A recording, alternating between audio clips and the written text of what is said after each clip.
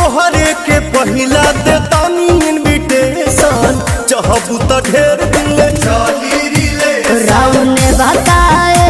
हमर देवता बड़ी महंगा पड़ी पहिले रोवे फेर धोवे नया लहंगा पड़ी। सुना है ने लफड़ा न होई कपड़ा पेन्ही बार साचे आई हा लफड़ा न होई कपड़ा पेन्ही बार साचे आई हा चौकी हुमाचे आई हा पहचे के नाचे